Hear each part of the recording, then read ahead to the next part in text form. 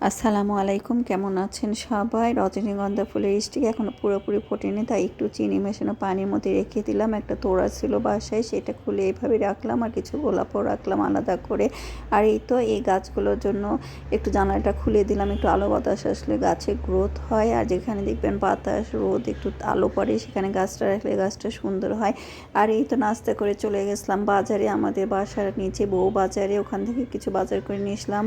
অনেক দিন বাসায় ছিলাম না, মানে বাইরে ছিলাম কয়েকদিন, তাতে মনে হয় কত কি নাই, সবগুলো একটু নিয়ে আসলাম। এখানে মুদির বাজার করে নিয়ে আসলাম। তারপর দেখলাম ডিম নিয়ে আসি নাই, ডিম কিনে ওই দোকানে রেখে চলে আসছে। এত কিছু নিয়ে আসছি, খালা সাথে পাঠিয়ে দিছিলাম যে খালা নিয়ে যান। থালা বাসনের অবস্থায় তো আদৌ বের করে রেখে চলে গেছি, শুধু নাস্তাটা করছি। তারপর ভাবলাম বাজারটাকে করে নিয়ে আসি, নাহলে খালা চলে আসলে আর আমি বের হতে পারবো না।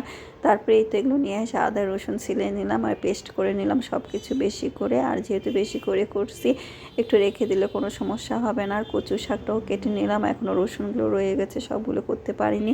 আর এই তো ব্লেন্ডারে ধুয়ে আলুর মধ্যে দিয়ে দিলাম, একবারে ঢেলে দেবো। ব্লেন্ডারগুলো ধুয়ে রাখলাম, ফাঁকা করলাম, মাছটা খালাই কেটে ধুয়ে দিচ্ছে। এখন শুধু ফ্রিজে রাখবো, আমি আরেকবার পরিষ্কার করে লবণ দিয়ে ভালো করে ধুয়ে নেবো। আর এই তো কচু শাকটা উঠিয়ে দিলাম। আর কচু শাক যেহেতু বড় পাত্র বাইরে নেয়, রাইস কুকার পটে উঠিয়ে দিলাম চুলায়। আর একটু সিদ্ধ হওয়ার পর কমে গেলে আর একটু দিয়ে দেবো, লবণ দিয়ে দিলাম। আর এই তো এগুলোর সাথে একটু সরিষার তেল দিলাম। সরিষার তেল দিলে একটু ভালো লাগে, মানে একটু আলাদা আলাদা হয়ে যায়, আর গন্ধটাও সুন্দর থাকে। আমরা যেমন আচারে তেল দিয়ে রাখলে আচারের ঘ্রাণটা ভালো থাকে। আগেকার মানুষ কিন্তু ফ্রিজে রাখতো না, একটু লবণ একটু সরিষা দিয়ে যদি মরিচ মানে মশলা কিংবা মরিচ বাছতো, আগে তো সবাই পাটায় বাটতো, তখন কিন্তু এভাবে একটু তেল দিয়ে আর একটু লবণ দিয়ে রেখে দিত, তাহলে পরের দিন রান্না করলে গন্ধ হতো না মশলাটা। আর এই তো আমি মুরগিটা উঠে দিলাম, মুরগিটা আজকে নিয়ে এসে রান্না শুরু করে দিলাম।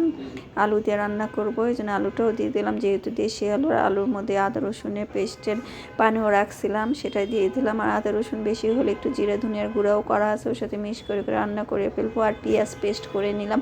এই যে এই তরকারিতে একদম সম্পূর্ণ পেঁয়াজ পেস্ট দিয়ে রান্না করছি। পেঁয়াজ বাটা থাকলে খুব অল্প সময়ে মাছ খেলে ভেজে মশলা কষে দেওয়া যায়, এই জন্য দিয়ে করে রাখলাম।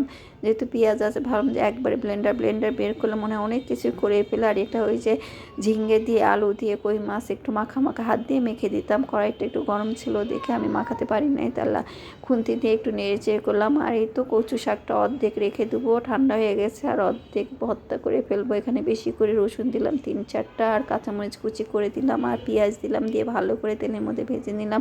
আর কচু শাকটা দিলাম, আর একটু লবণ দেওয়া আছে, তারপরে দেখলাম একটু লবণ দিলাম, একটু মরিচের গুঁড়া, আর দিলাম একটু হলুদ, নাহলে রসুনগুলো সাদা সাদা হয়ে গেছে।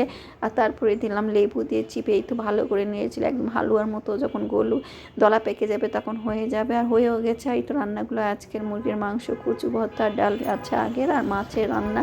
আর চলে আসলাম বালকনিতে, কত রকম ফুলের সময়, এই ফুলের নাম জানি না। আমার প্রত্যেকটা গাছে একটা দুটা করে ফুল আছে। এই যে এটাও হয়েছে, এটা অনেক কুলিয়ে আসছে, যে চায়না জেসমিন না কি বলে, আর নীলকণ্ঠ আছে, আর হচ্ছে নয়নতারের 2টা গাছ আছে, শুধু মধ্যে এই 2টাই আছে। আগে অনেক 5-6টার কালার ছিল, এখন এই 2টা কালারও সবসময় ফুল থাকে।